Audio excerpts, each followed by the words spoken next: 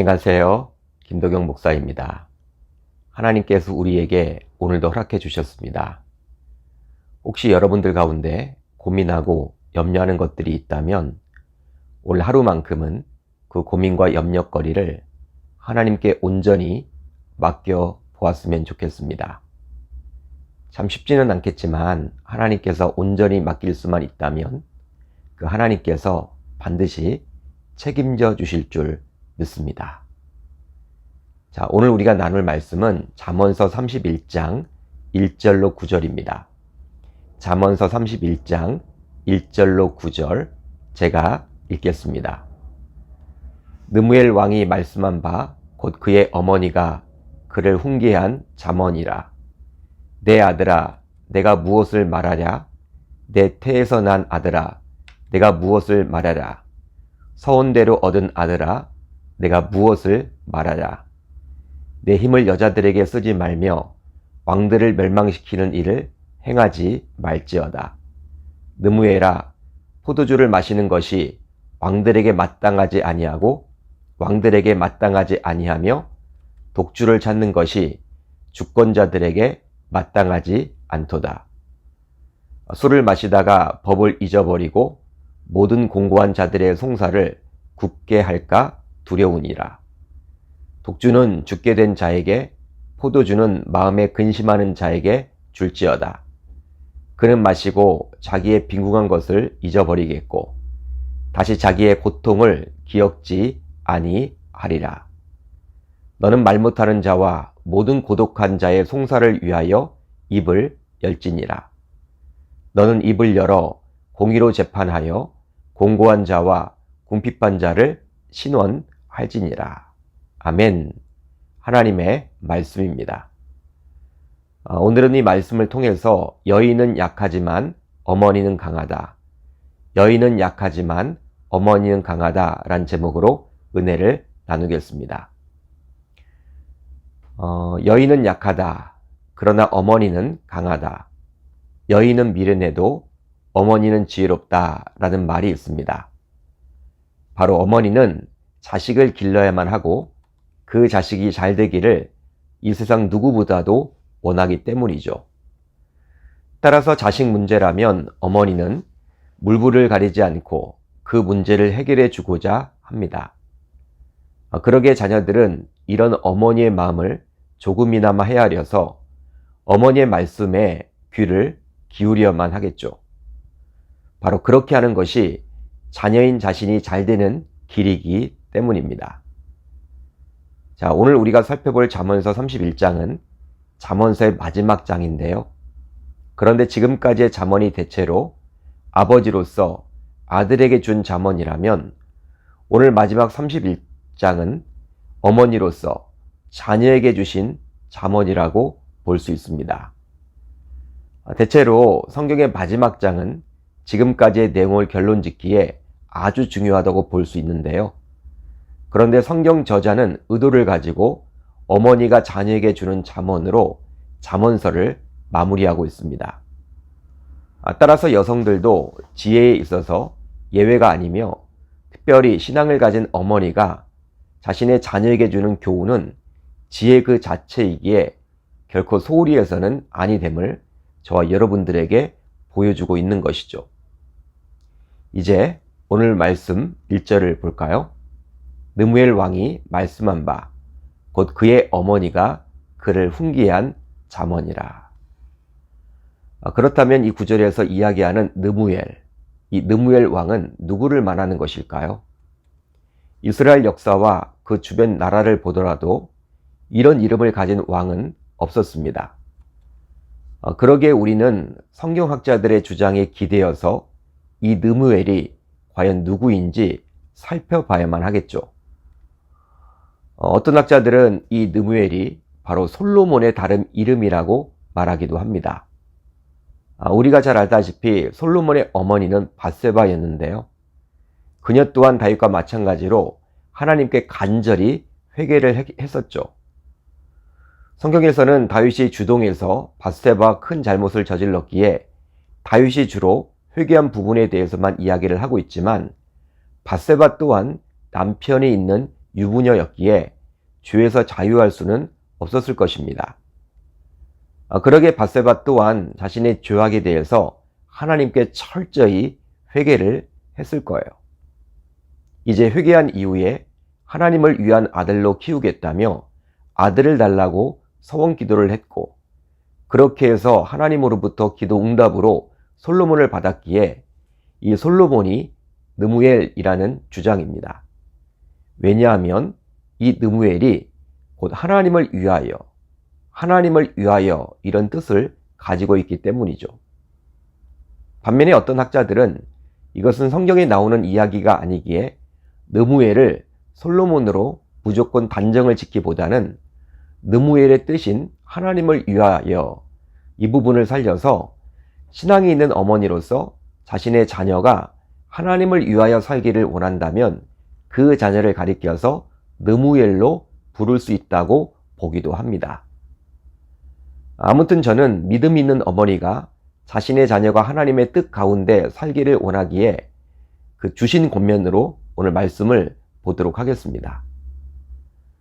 본 자문서를 보면 어머니로서 자녀가 하지 말아야 할 것과 꼭 해야 할 것에 대해서 말씀해 주고 있는데요. 우선 자녀로서 하지 말아야 할 것에 대해서 어머니는 다음과 같이 말씀을 해 주십니다. 첫째, 여자들에게 힘을 쓰지 말라고 권면해 주고 있죠. 내 힘을 여자들에게 쓰지 말며.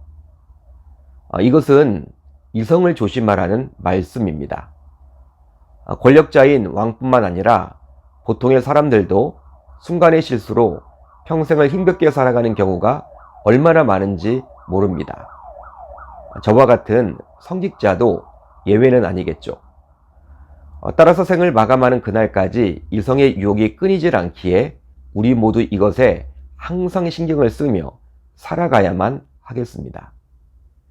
실제로 하나님의 마음에 합한 사람이라는 칭찬을 들었던 다윗조차도 일생에 한 번 큰 죄악을 저질렀는데요.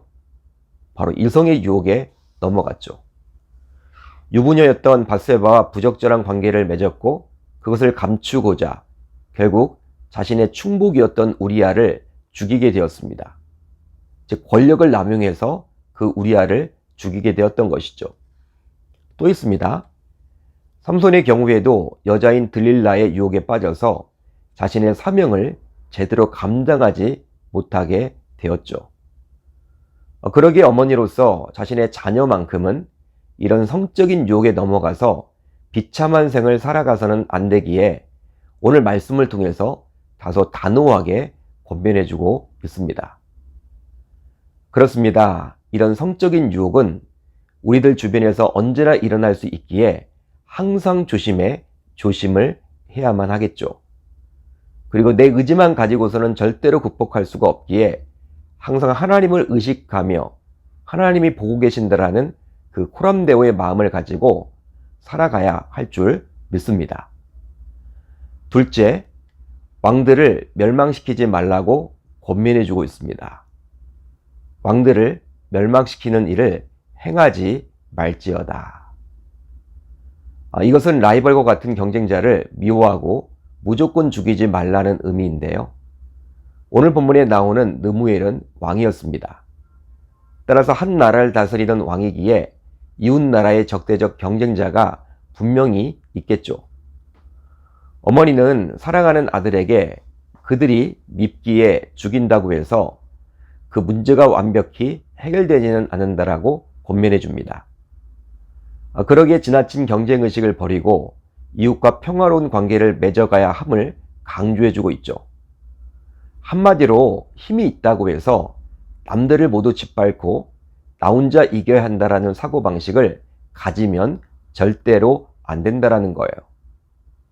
즉 되도록이면 화평의 사람이 되어야만 한다라고 이야기를 해줍니다.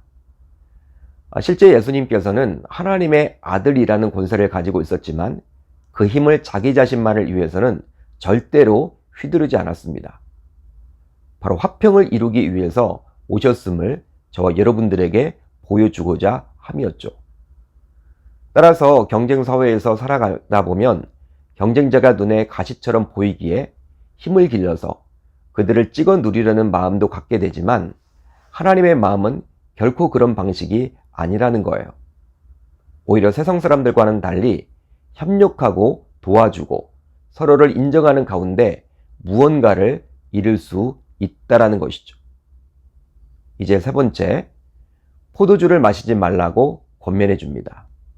느무에라, 포도주를 마시는 것이 왕들에게 마땅하지 아니하고 왕들에게 마땅하지 아니하며, 어머니로서 자녀에게 술을 즐겨하지 말라고 강조를 해주고 있습니다.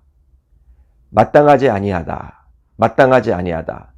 이것을 2번씩이나 사용하면서 절대로 술은 마땅하지 않다라고 권면해주고 있죠. 실제 술을 마시게 되면 이성적인 사고가 불가능해집니다. 맑은 정신으로 살아가기도 참 어렵고 힘든 세상인데 술까지 마시게 된다면 어떻게 힘들고 어려운 세상을 이겨낼 수 있단 말입니까?